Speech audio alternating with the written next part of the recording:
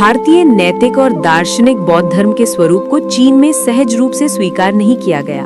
सदियों के संपर्क के बाद ही बौद्ध धर्म का एक ऐसा विशिष्ट चीनी रूप विकसित हो सका जो चीनी भूमि और स्वभाव के अनुकूल सिद्ध हुआ। बौद्ध धर्म का यही चीनी रूप चीन में चान और जापान में ज़ेन कहलाता है और अमेरिका व यूरोप में यही नाम अधिक प्रचलित हो गया है। अन्य कई बौद्ध संप्रदाय समय समय पर उभरे और लुप्त हो गए, किंतु वे प्रायः बाहरी यानी विदेशी ही बने रहे। वे उस प्रकार देशज यानी स्वदेशी नहीं बन सके जैसे ज़ेन बना। एक अपवाद के रूप में शुद्ध भूमि संप्रदाय यानी प्योर लैंड सेक्ट्स का उल्लेख किया जा सकता है, किंतु ये स्मरण रखना चाहिए कि शुद्ध भूमि संप्रदाय ज़ेन से ही विकसित हुए, स्वतंत्र रूप से नहीं। भारतीय बौद्ध धर्म के इस रूपांतरण की कथा, जो अंततः छठे पितृपुरुष यानी सिक्स्थ पेट्रियार्क की शिक्षाओं में स्थिर हो गई, को प्रस्तुत करना ही इस पुस्तक का उद्देश्य है। पुस्तक का मुख्य भाग ज़ेन संप्रदाय के प्रिय और मूल ग्रंथों के अंग्रेजी रूपांतरणों को समर्पित है। इसके साथ कुछ ऐतिहासिक और साहित्यिक भूमिकाएं तथा कुछ संक्षिप्त टिप्पणियां जोड़ी गई हैं, ताकि सूत्रों के कुछ जटिल पक्ष अधिक सुगम हो सकें। हमें ये तथ्य स्मरण रखना चाहिए कि अमेरिका और यूरोप में बौद्ध धर्म का ज्ञान केवल पिछले 100 वर्षों के भीतर ही पहुंचा है। उन 100 वर्षों में से लगभग 75 वर्ष तक बौद्ध धर्म को मुख्यतः ईसाई भाषाविद विद्वानों द्वारा प्रस्तुत किया गया, जो प्रायः अनजाने में ही उसके प्रति पूर्वाग्रही थे और उसके गहरे तात्विक अर्थों को पूरी तरह नहीं समझ सके। केवल पिछले 25 वर्षों में ही ऐसे ग्रंथ सामने आए हैं जो समर्थ और सहानुभूतिपूर्ण बौद्ध विद्वानों द्वारा लिखे गए हैं। इसके अतिरिक्त बौद्ध धर्म का प्रारंभिक ज्ञान मुख्यतः पाली ग्रंथों के अनुवादों के माध्यम से पहुंचा है, जो बौद्ध धर्म के एक अधिक प्राचीन और सरल रूप का प्रतिनिधित्व करते हैं। हाल ही में ही महान संस्कृत ग्रंथों का अनुवाद हुआ है, जो महायान बौद्ध धर्म की दार्शनिक और तत्व मीमांसात्मक समृद्धि को प्रकट करते हैं। प्रारंभिक ईसाई विद्वानों द्वारा बौद्ध धर्म को प्रायः नास्तिक और निराशावादी कहा गया, किंतु संस्कृत ग्रंथों के अधिक सहानुभूतिपूर्ण अध्ययन ने ये स्पष्ट कर दिया है कि ये एक भ्रम और गलत प्रस्तुति थी। निश्चय ही एक ऐसा शाश्वत क्रम जो अपरिवर्तनीय नियम पर आधारित हो, जो मन की शांति, निस्वार्थ करुणा, बोधिसत्वों और बुद्धों के आत्मसमर्पण तथा बुद्धत्व और धर्म काय के रूप में प्रकट होने वाली अविभाज्य प्रेम और प्रज्ञा की ओर ले जाता हो, उसे नास्तिकता कहना सर्वथा अनुचित है। इसी प्रकार परिवर्तन रहित आनंदमय शांति और आर्य प्रज्ञा का आत्म साक्षात्कार निराशावाद से कोई संबंध नहीं रखते। आज बौद्ध धर्म में बौद्धिक रुचि निरंतर बढ़ रही है, और वो पुराना प्रश्न जो कभी एकमात्र प्रश्न था, बौद्ध धर्म क्या है, अब पीछे हट रहा है और उसका स्थान एक नया प्रश्न ले रहा है। बौद्ध धर्म का कौन सा रूप आधुनिक प्रश्नों और आधुनिक समस्याओं के अनुकूल है? चीन और कोरिया में चान बौद्ध धर्म तथा जापान में ज़ेन बौद्ध धर्म 1000 वर्षों से महान राष्ट्रों के आध्यात्मिक, नैतिक और सांस्कृतिक जीवन को गहराई से आकार देते आए हैं।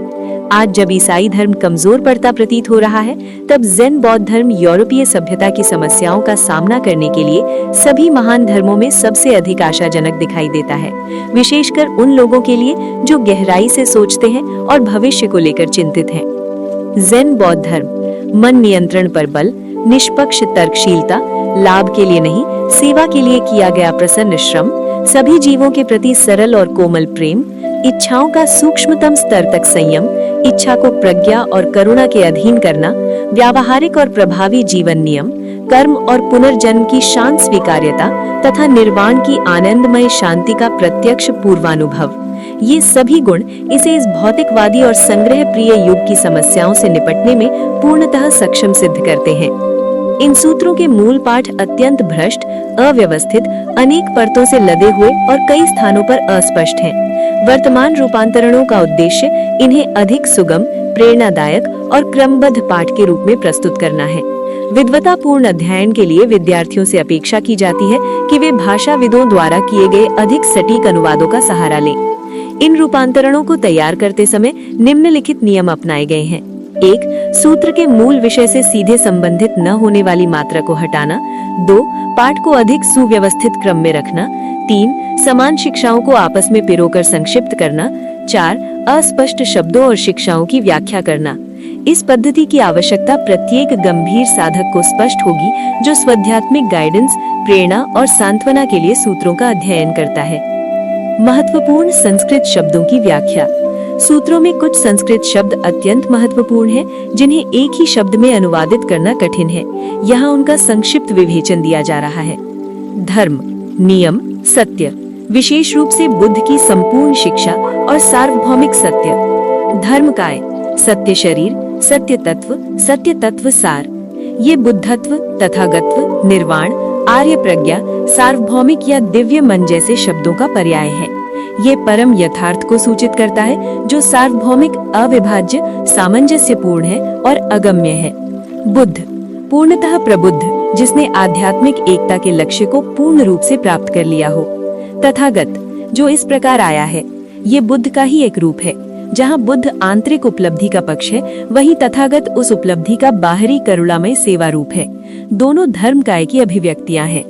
प्रज्ञा, धर्मकाय का सक्रिय पक्ष, प्रेम और प्रज्ञा की एकीकृत परम सत्ता।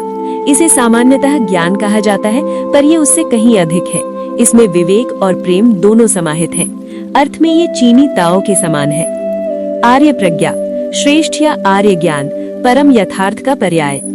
तथागत गर्भ, वो गर्भ जिससे सभी अभिव्यक्तियां और व्यक्तित्व उत्पन्न होते हैं, दिव्य या सार्वभौमिक मन। आलय विज्ञान, सर्व संरक्षक चेतना, दिव्य या सार्वभौमिक मन। आर्य ज्ञान, ज्ञान से परे ज्ञान, परालौकिक इंद्रिय, आर्य प्रज्ञा का साक्षात्कार पक्ष। बोधि, प्रज्ञा का ज्ञान तत्व। करुणा, प्रज्ञा का प्रेम और करुणा तत्व। ज्ञान, प्रज्ञा का विचार, बोध और चिंतन पक्ष। मनस, अंतर प्रज्ञा मन, सार्वभौमिक मन और व्यक्तिगत चेतन मन के बीच की कड़ी। मनोविज्ञान, चेतन भेद करने वाला चिंतनशील बौद्धिक मन। विज्ञान, भेद बुद्धि का सिद्धांत, इंद्रिय चेतनाएं। चित्त, सामान्य अर्थ में मन।